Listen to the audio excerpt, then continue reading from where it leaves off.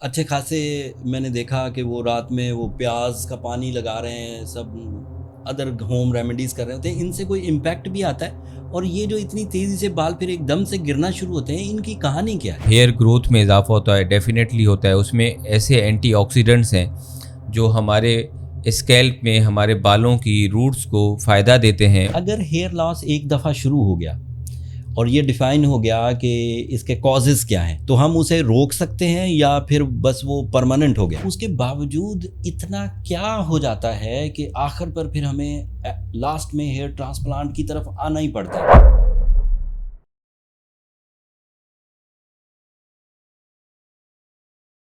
السلام علیکم دوستو، میں Haris Azmi. Professional podcast کی سیریز میں یہ ہمارا دوسرا پوڈ کاسٹ ہے. اینڈ ہم نے کوشش کی تھی پچھلے پروگرام میں کہ جو ہیئر سے ریلیٹڈ مسائل ہیں ان پر میڈیکل ایکسپرٹس سے ان کی رائے لی جائے. ہیئر زندگی کا بال یعنی کہ زندگی کا ایک بڑا اہم جزو ہے. اس کے بارے میں کئی کہاوتیں مشہور ہیں. ایک کہاوت جو آپ نے اکثر سنی ہوگی کہ hairs are the crown of a girl, یعنی کہ اس کے سر کا تاج. اور دوسری کہاوت جو بڑی مشہور ہے وہ یہ کہ when you are silent your hairs are speaks، جب آپ خاموش ہوتے ہیں تو آپ کے بال بولتے ہیں. آپ خود بھی اندازہ لگائیں کہ کسی انسان کے سر پر اگر کوئی بال باقی نہ رہے تو اس کی پرسنالٹی میں کتنا ڈاؤن فال آ جاتا ہے. سو ہیئرز کے تمام مسائل کو ڈسکس کرنے کے لیے آج ہم نے اپنے اسٹوڈیو میں ایک ایکسپرٹ، میرے درینہ دوست ڈاکٹر عرفان شیخ صاحب کو دعوت دی ہے. اینڈ ان سے آج تمام مسائل اور ان کو کور کرنے کے طریقے پوچھیں گے. السلام علیکم ڈاکٹر صاحب. وعلیکم السلام حارث بھائی، اور thank you very much for this second continuation of podcast. اور بہت زبردست آپ نے بات کی کہ بال جو ہیں وہ ایک بالکل سر کا تاج ہوتے ہیں، اور بالوں کے بغیر کچھ بھی جو ہے آپ کی پرسنالٹی میں کچھ بھی کمپلیٹ نہیں ہے. بالوں ایک مزے کی بات، سوری میں نے آپ کی بات کو انٹرپٹ کیا. اتنے حسین دوست میرے جو کالج لائف میں ہر دل عزیز تھے، with the passage of time کیا ایسا ہو جاتا ہے بندوں کے ساتھ کہ بال جو ہیں وہ پہلے تو کمزور ہونا شروع ہوتے ہیں، پھر وہ آہستہ آہستہ اتنی تیزی سے گرتے ہیں کہ بندہ انہیں کنٹرول نہیں کر پاتا. بیچارے وہ تیل ویل لگاتے ہیں، کچھ ریمیڈیز پرفارم کرتے ہیں. اچھے خاصے میں نے دیکھا کہ وہ رات میں وہ پیاز کا پانی لگا رہے ہیں، سب ادر ہوم ریمیڈیز کر رہے ہوتے ہیں. ان سے کوئی امپیکٹ بھی آتا ہے؟ اور یہ جو اتنی تیزی سے بال پھر ایک دم سے گرنا شروع ہوتے ہیں، ان کی کہانی کیا ہے؟ بہت سارے ریزنس ہوتے ہیں. آپ صحیح کہہ رہے ہیں، ہمارے سراؤنڈنگس میں ہی بہت لوگ ہوتے ہیں. ہمارے کچھ فرینڈس ہوتے ہیں، ریلیٹیوز ہوتے ہیں جو وقت کے ساتھ ساتھ جن کے بال ینگ ایج میں دیور فل آف ہیئرس، اور پھر اب دیکھیں تو جو ہے بہت زیادہ سچویشن اور سینیریو چینج ہوتا ہے. تو اس کے بہت سارے ریزنس ہوتے ہیں. اگر ان کو ابھی ہم ریزنس کو اسٹارٹ کریں تو سب سے پہلے اگر ہم بات کریں وہ ہوتا ہے جینیٹک ریزن. جو موسٹ کامن ریزن ہے، اگر ہم بات کریں کہ سب سے زیادہ کامن کیا چیز ہے جو اس کی وجہ بنتی ہے، وہ ہوتا ہے جینیٹک ریزن. کہ ہمارا موروثی ہمارے جو جینز ٹرانسفر ہوتے ہیں ہمارے فیملیز سے، اور اس کی وجہ سے پھر ہمارے بال ود دا ایج، جیسے ہی ہم ایڈلٹ ایج میں آتے ہیں اور ہمارے جو ہارمونز ایکٹیو ہوتے ہیں، تو پھر یہ especially I am talking about the males. مردوں میں آپ نے دیکھا ہوگا گنجپن بہت کامن ہوتا ہی زیادہ تر مردوں میں، جبکہ خواتین میں اتنا کامن نہیں ہوتا. تو یہ جو اینڈروجینک ایلوپیشیا جس کو ہم کہتے ہیں، جو جینیٹک موروثی ٹرانسفر ہوتا ہے، وہ اسٹارٹ ہوتا ہے at the age of 18 to 19. اور پھر جیسے ہی ہم اپنے ایک کراس کرتے ہیں اپنے اسٹیپس لائف کے، تو یہ پھر ہمارے جو ہارمونز ہوتے ہیں، اسپیشلی جو ٹیسٹوسٹیرون، اور پھر وہ کنورٹ ہوتا ہے ڈی ایچ ٹی میں. تو وہ ڈی ایچ ٹی جو it's a form of testosterone, تو اس کو جو ہے وہ ہیئر کے ہمارے روٹس کو، وہاں پر ان کے جو ریسیپٹرز ہوتے ہیں ان کو کمزور کرتا ہے. ان کی آسان الفاظ میں جڑوں کو کمزور کرنا شروع کر دیتا ہے، اور پھر وہ آہستہ آہستہ آپ کے بال کمزور ہو کے کم ہوتے جاتے ہیں ایج کے ساتھ ساتھ. ڈاکٹر صاحب تو یہ مان کر چلنا پڑے گا کہ اگر آپ کے امی ابو پیرنٹس کی طرف سے اگر ابو کو ہیئر لاس تھا, مطلب وہ گند پن کا شکار تھے, تو کسی نہ کسی ایج گروپ میں آپ بھی الجھیں گے. یہ بالکل 100% ضروری بھی نہیں. ہاں. اب جیسے فار ایگزامپل ڈائبٹیز ہے, ہاں, it could be also a genetic problem نا, ہائپر ٹینشن ہے, تو اس میں بھی ایک ریشو ہوتا ہے کہ اگر if your one parent is involved in this type of genetic disease, تو پھر آپ کے 25% چانسز ہیں کہ آپ کو بھی یہ پرابلم ہو سکتی ہے. 25% جی, اگر دونوں فیملیز کی طرف پیٹرنل اور میٹرنل دونوں فیملیز کی طرف سے آپ کو یہ جینیٹک میں ملتی ہے پرابلم, تو یہ چانسز مور دین 50% ہو جاتے ہیں. تو میرے سامنے ڈاکٹر صاحب کتنے, میں media person, so as a media person کتنے لوگوں کا کیریئر برباد ہوا صرف ہیئر لاس کی وجہ سے, اینڈ وہ بوڑھے دکھنے لگے. جو ہیرو کا رول کیا کرتے تھے وہ مدر فادر کے رول پر چلے گئے. یہ تو مہربانی ہے ہیئر ٹرانسپلانٹ جو تھیوری مارکیٹ میں آئی کہ بہت ساروں کو دوبارہ موقع, بہت سارے اداکاروں کو, بہت سارے وہ جو اپنی پرسنالٹی کو کیری کر سکتے تھے ہیئرز کی وجہ سے, کہ انہیں دوبارہ موقع مل گیا, ادروائز تو ان کا کیریئر داؤ پر تھا. جی بالکل آپ صحیح کہہ رہے ہیں. بہت سارے میڈیا پرسنس کا, جس طرح سے میں نے ہیئر ٹرانسپلانٹ کیا, بیئرڈ ٹرانسپلانٹ کیا, ان کے کیریئرس میں بہت زیادہ ایک پازیٹیو چینج آیا, جس کی وجہ سے ان کے کیریئرس بہت اچھے جو ہے گرو کیا انہوں نے.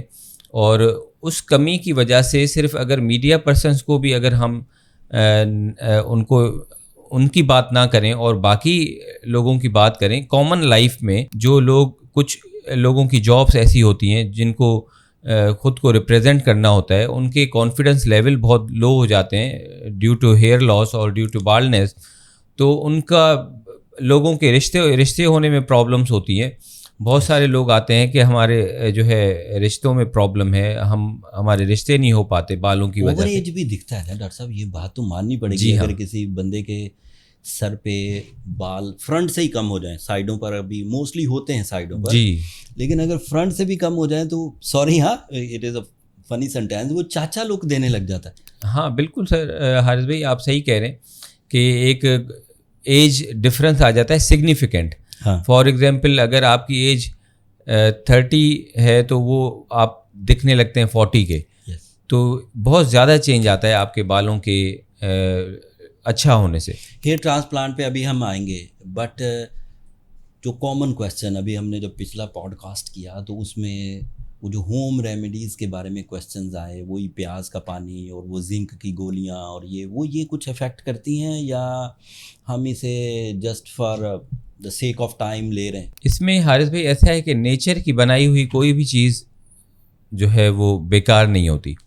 وہ سب چیزیں کارآمد ہوتی ہیں جو نیچرل ہیں. فار ایگزامپل اگر آپ نے ایگزامپل دیا پیاز کے پانی کا, تو یہ بہت زیادہ لوگ بلیف رکھتے ہیں کہ اس سے ہیئر گروتھ میں اضافہ ہوتا ہے. ڈیفینیٹلی ہوتا ہے. اس میں ایسے اینٹی آکسیڈنٹس ہیں جو ہمارے اسکیلپ میں ہمارے بالوں کی روٹس کو فائدہ دیتے ہیں, اور اس کی وجہ سے بالوں کو ایک اسٹرینتھ ملتی ہے لازمی, اور اس سے ہیئر فال میں کمی آئے گی. مگر ری گروتھ وغیرہ ان سب چیزوں سے نہیں ہوتی, مگر they are all beneficial things. These are all beneficial things جس سے آپ یوز کریں تو کوئی کم سے کم نقصان نہیں ہوگا.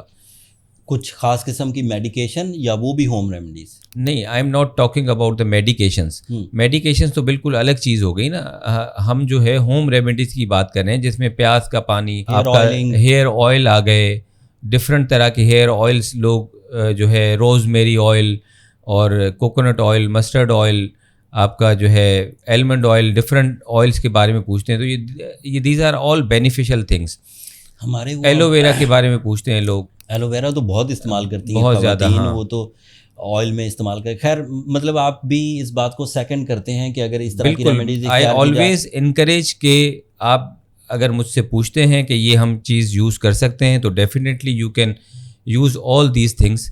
آپ کے بالوں کو نقصان نہیں دیں گے, ضرور کوئی نہ کوئی فائدہ ہی دیں گے. اوکے, اب ایک تو آپ نے بات کلیئر کر دی, اور وہ سبھی جو ہمارے ویورز ہیں ان تک یہ بات پہنچ گئی کہ جینیٹک سائڈ سے, پیرنٹل سائڈ سے یہ کہیں نہ کہیں 25-30% امپیکٹ آتا ہی آتا ہے, چاہے پورے سر پہ آئے, چاہے کسی ایک حصے پہ آئے, چاہے ہیئر لائن ہی ڈسٹرب ہو جائے, یا پھر جو تھکنیس ہے ہیئرس کی اس میں ہی کوئی کمی آ جائے یا ہیئر سٹائلز میں کچھ کمی آ جائے, یہ تو ہو گیا. کیا لائف اسٹائل جیسے انہیلدی کھانا یا ایک جگہ پڑے رہنا یا ورکوہلک ہو جانا, ان چیزوں سے بھی ہیئر لاس میں کوئی پرابلم آتی ہے؟ اور دوسرا سوال یہیں چھوڑ کے جا رہا ہوں, اسی سے ریلیٹڈ ہے, تو پھر یہ وہ بات ٹھیک ہوئی کہ اگر سوری ٹو سے اگر وہ مردانہ کمزوری ہے تو بھی ہیئر جو ہے وہ جھڑیں گے؟ دیکھیں حارث بھائی, جہاں تک کھانے کی آپ نے لائف سٹائل اور کھانے کی بات کی, تو میرا تو یہ ہمیشہ کہنا ہوتا ہے کہ میں بہت زیادہ اس پہ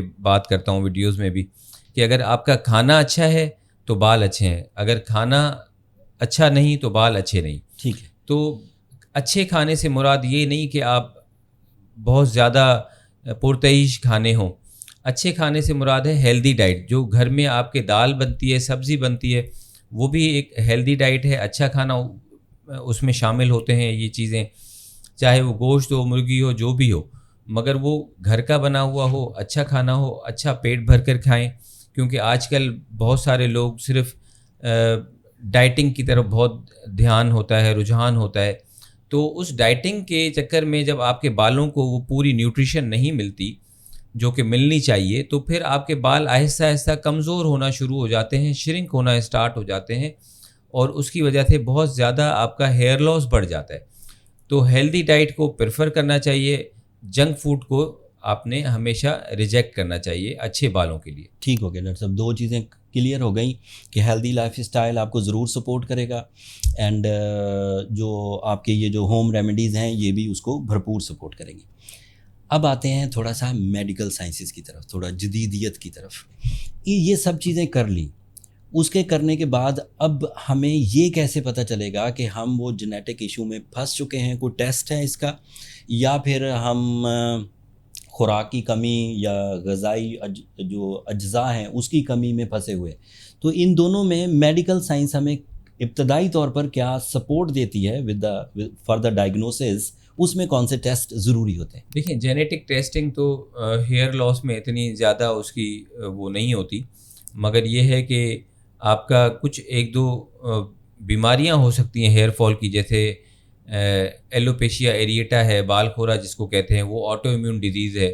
اگر وہ آپ کے ہیئر لاس کا سبب ہے جس میں پیچز بن جاتے ہیں, تو پھر اس کے کچھ آٹو امیون ٹیسٹ ہوتے ہیں. اور اس کے علاوہ باقی اگر آپ کچھ اور ٹیسٹ جو کروانا چاہتے ہیں جس کی وجہ سے ہیئر لاس فیس کر سکتے ہیں, اس میں میری نظر میں سر فہرست ہے تھائرائڈ کی پرابلم.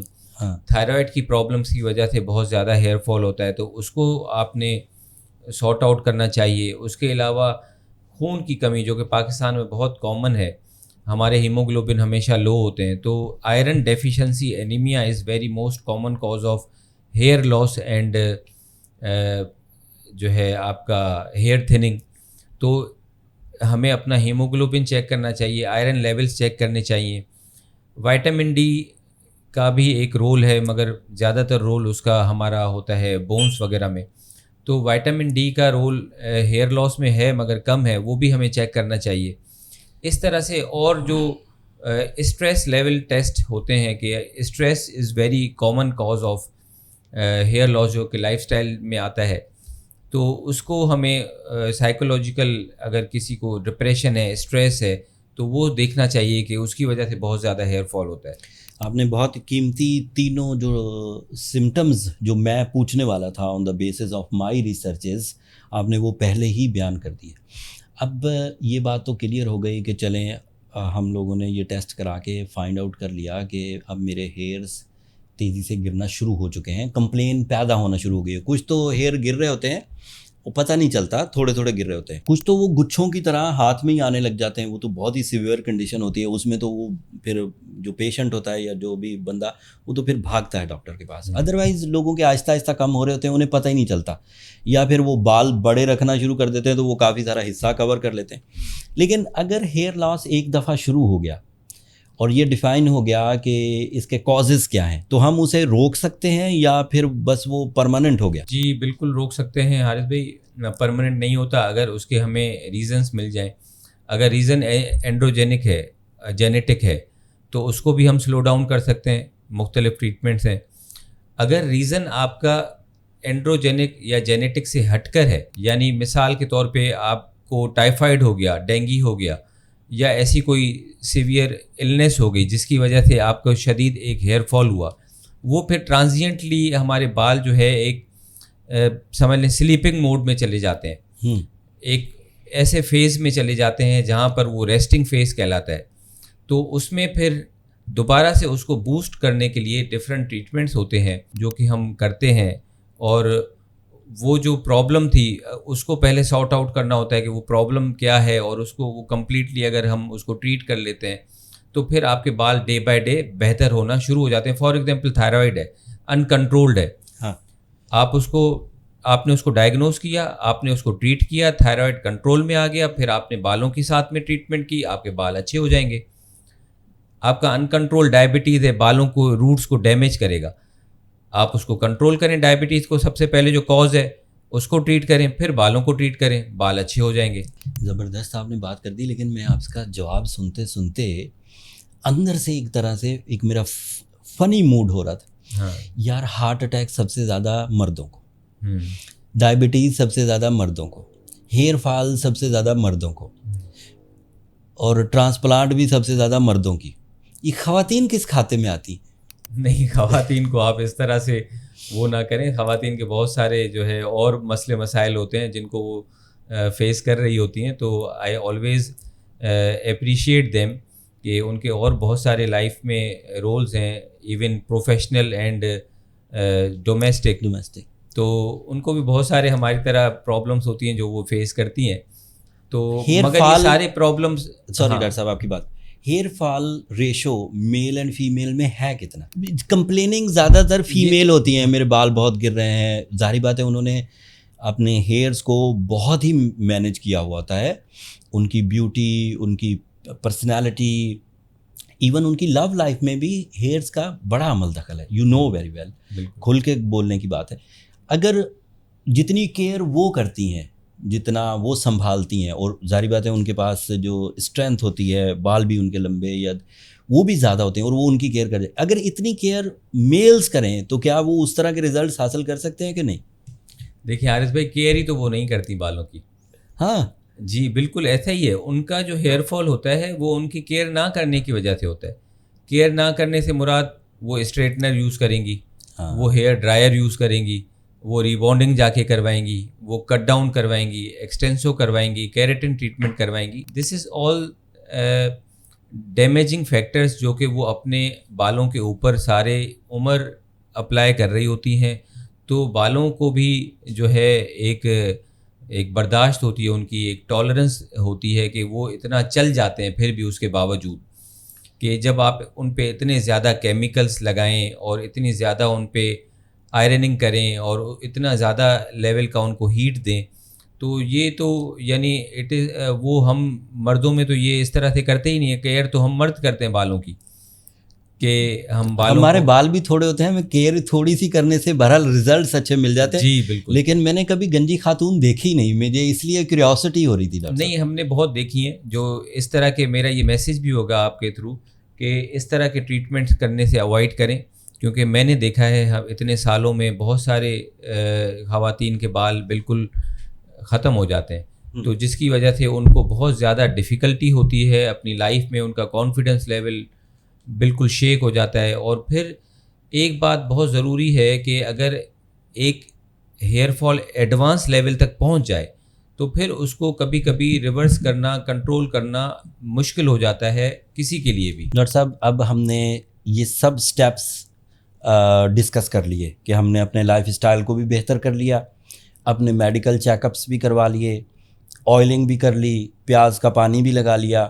اب اس کے باوجود جو ہیئر پھر بھی گرتے رہتے ہیں, اب اسے جب ڈاکٹر کی ضرورت پڑتی ہے تو اب ڈاکٹر کے پاس ان ریمیڈیز, ان جنرل ریمیڈیز کے بعد کے سٹیپس کیا ہیں؟ جی حارث بھائی, لائف سٹائل کی جہاں بات کی آپ نے, اس میں لائف سٹائل میں ایک دو چیزیں اور امپورٹنٹ یہ ہیں کہ آپ کا سونا, نیند کا پورا ہونا بہت ضروری ہے. جن کی نیند کم ہوتی ہے, مینٹل اسٹریس بڑھتا ہے, اس سے ہیئر فال بڑھتا ہے. اسموکنگ بہت زیادہ امپورٹنٹ ہے, اسموکنگ جو زیادہ اسموکنگ کرتے ہیں ان کی بہت زیادہ ہیئر فال ہوتا ہے. اس طرح سے اور بہت ساری چیزیں ہوتی ہیں.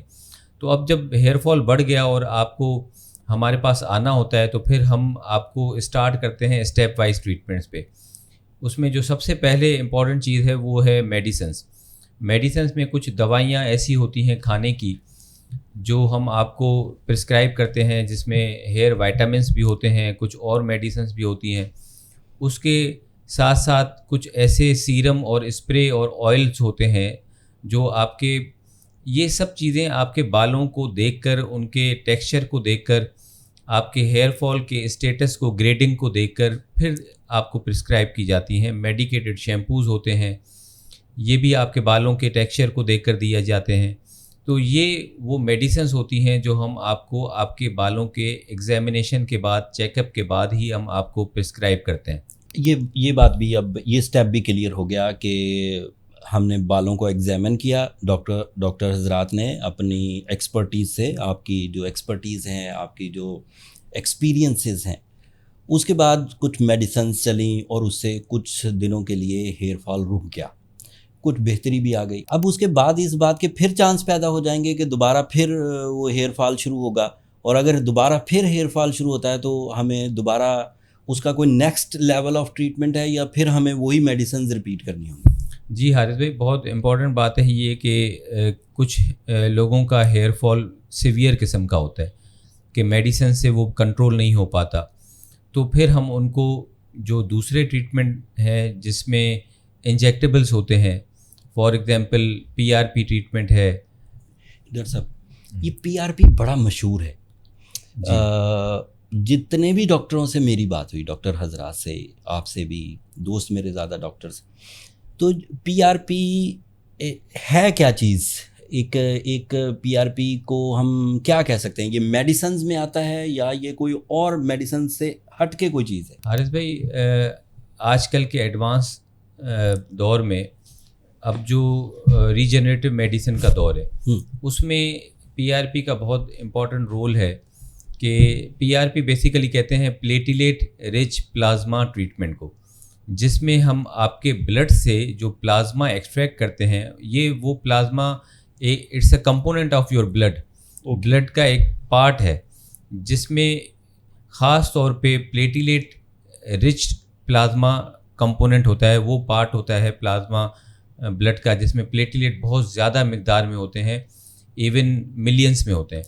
اور پلیٹیلیٹس میں اللہ تعالیٰ نے وہ ایک خوبی رکھی ہے کہ وہ اس میں ایک ایسے گروتھ فیکٹرز موجود ہوتے ہیں جو آپ کے پریزنٹ ہیئرس کی روٹس کی گروتھ کو بڑھانے میں ہیلپ آؤٹ کرتے ہیں. PRP کو تھوڑا اور ایکسپلین کریے کہ یہ تو پتہ چل گیا کہ وہ آپ ہی کے پلیٹلیٹس ہیں اینڈ انہیں کو ایک جگہ سے ایکسٹریکٹ کر کے ہم ہیئر کی جگہ پر لگاتے ہیں. بالکل, اتنا تو کامن پیپلز کو پتہ ہے.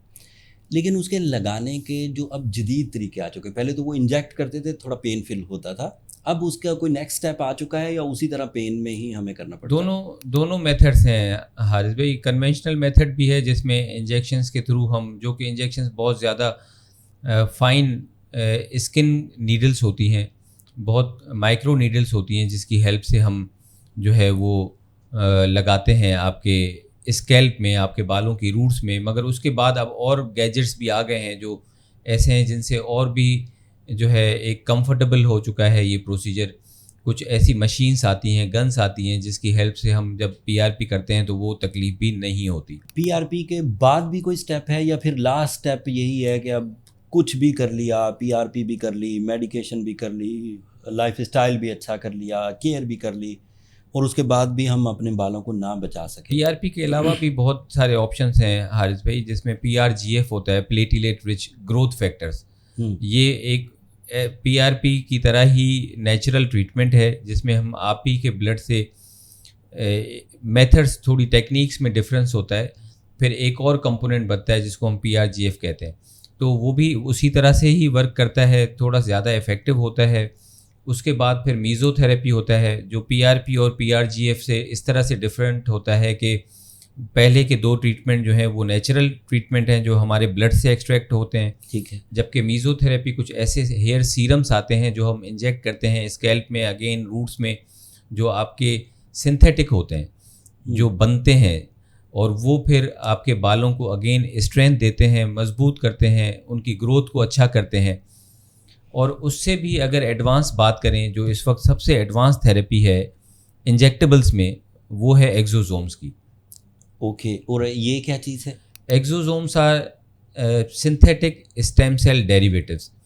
یہ اسٹیم سیل ڈیریویٹیوز ہوتے ہیں جن کا سورس ویجیٹیبل بھی ہوتا ہے، ہیومن بھی ہوتا ہے.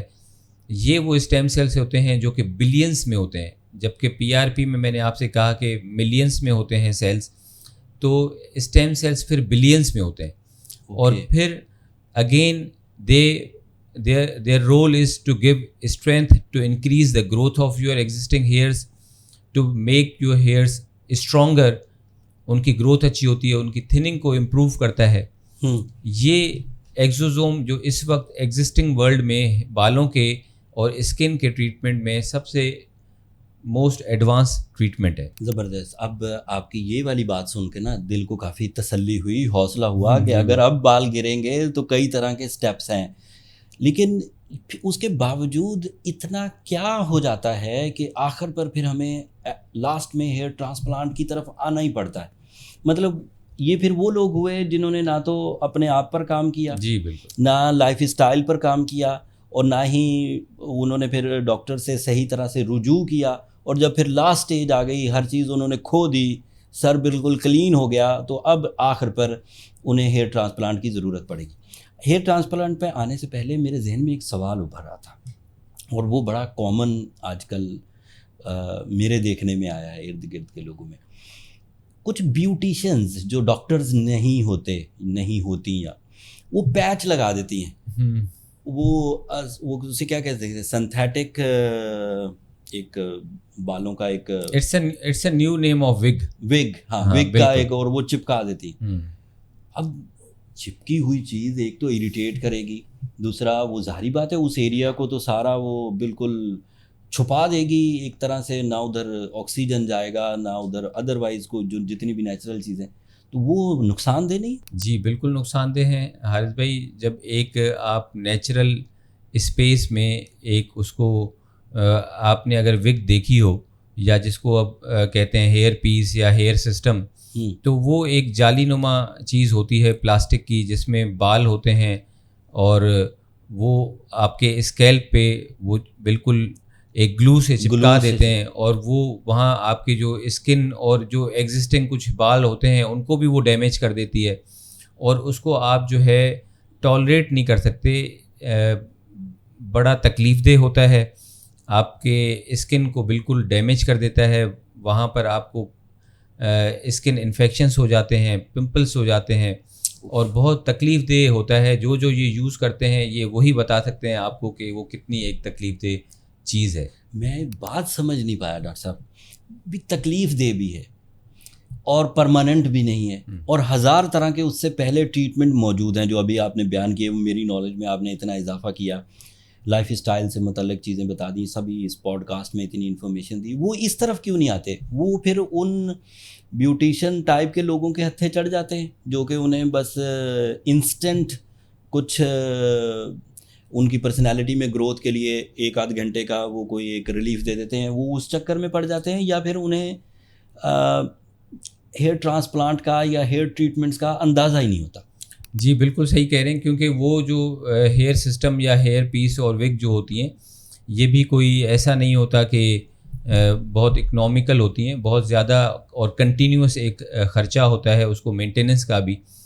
اور اسی طرح سے جیسے آپ نے کہا کہ لوگ ان کی باتوں میں آ کر ایک بار استعمال کرنا شروع کر دیتے ہیں، اور وہ ان کے جو پہلے کے بال ہیں اور جو ڈونر ایریا ہے اس کو بھی ڈیمیج کر دیتے ہیں، تو پھر وہ ان کے لیے ہیئر ٹرانسپلانٹ کا آپشن ہی وہ ضائع کر دیتے ہیں، اور وہ پھر اس وگ والے چکر میں پھنس جاتے ہیں. اور پھر ہیئر ٹرانسپلانٹ کیونکہ وہ ایک جو ہے ان کے لیے مشکل ہو جاتا ہے، کیونکہ ان کے ڈونر ایریا اس کی وجہ سے ویک ہو جاتے ہیں، تو پھر ان کے لیے ایک مجبوری بن جاتی ہے کہ اسی کو پھر کنٹینیو رکھنا پڑتا ہے. ہمارا آخری سوال ابھی بھی پینڈنگ میں ہے ہیئر ٹرانسپلانٹ سے ریلیٹڈ، لیکن اس بات سے مجھے ایک اور بات یاد آ گئی.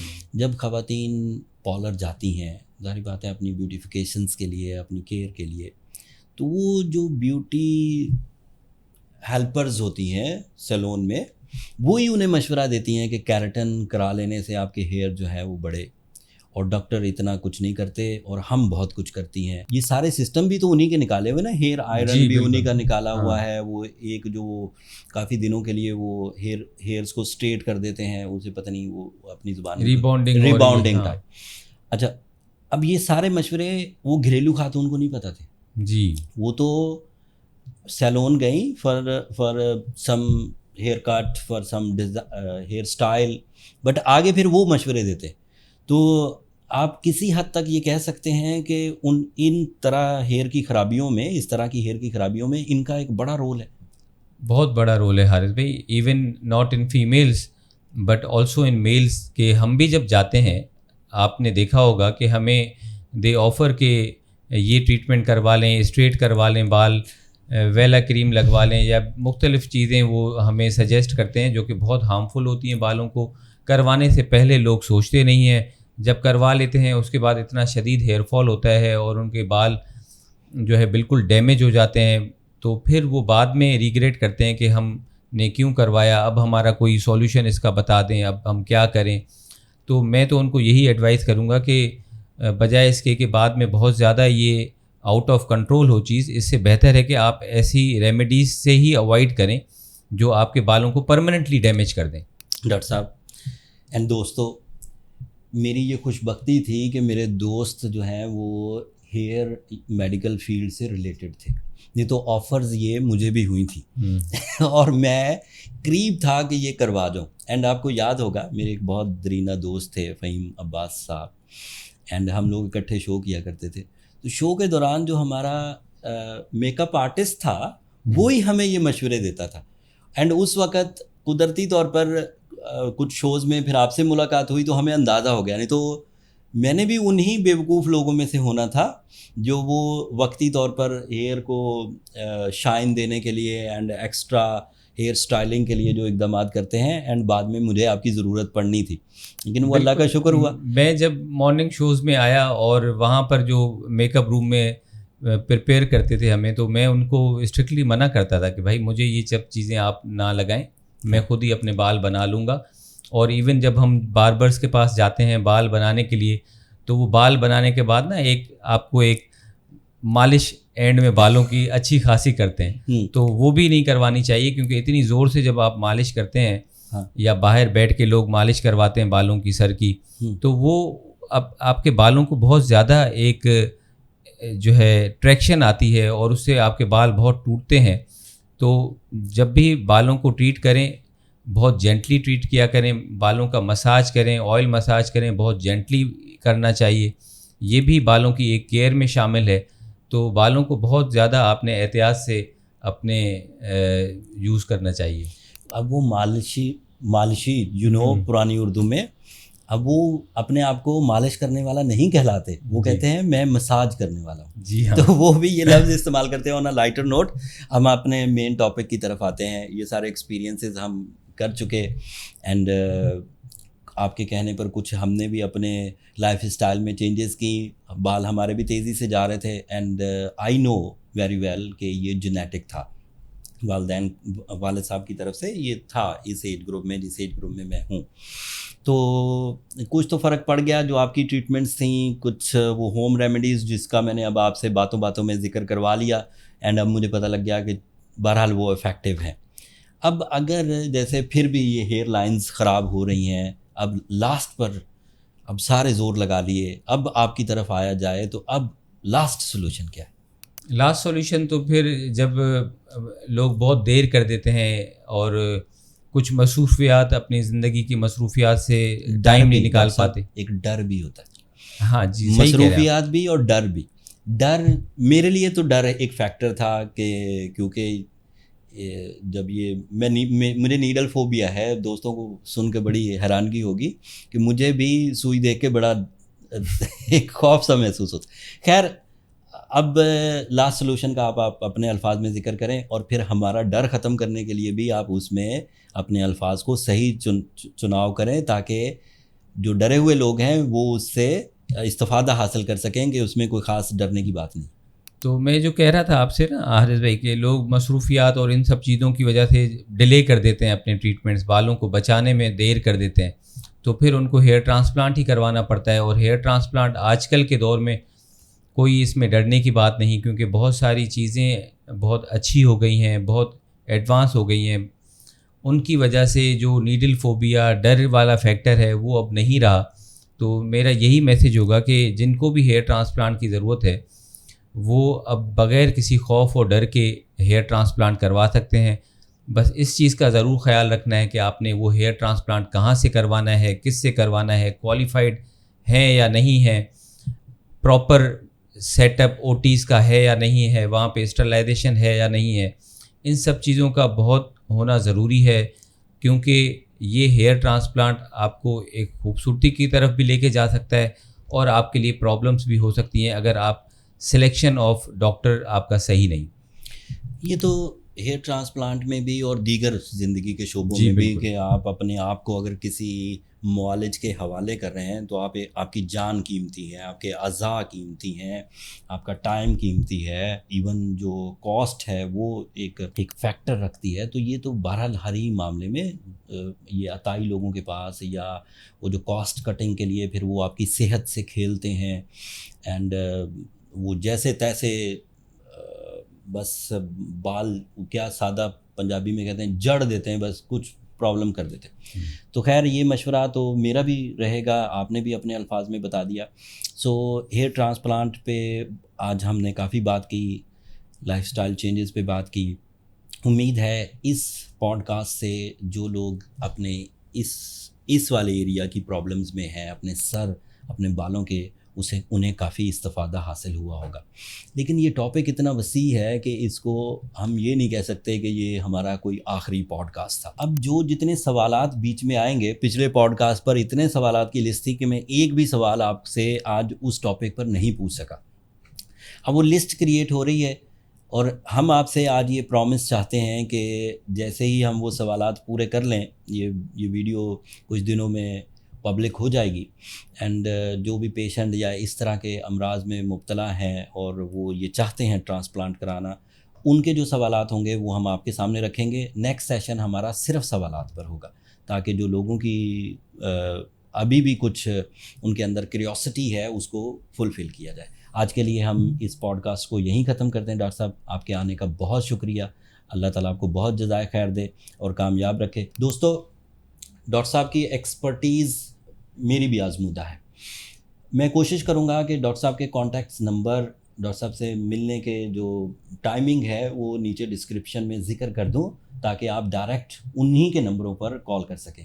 پچھلی دفعہ جب ہم نے پوڈ کاسٹ لوڈ کیا تو زیادہ تر میسیجز ہمارے فورم ایسٹروجیمز کے فورم کی وجہ سے میسیجز ہمارے نمبرز پر آ رہے تھے. سو میں اس دفعہ کلیئرلی ڈاکٹر صاحب, ڈاکٹر عرفان کلینکس, ان کے سٹاف کے نمبر یہاں شو کر دوں گا. جن لوگوں کو بھی ڈائریکٹ ان مسائل کا سامنا ہے وہ رابطہ کر سکتے ہیں. آج کے لیے اتنا ہی کافی ہے. اپنی دعاؤں میں مجھے اور ڈاکٹر صاحب کو ضرور یاد رکھیے گا. اگلے ہفتے جب ہم آپ کے سوالوں کے لیے حاضر ہوں گے, تب تک کے لیے اجازت دیجیے. اللہ نے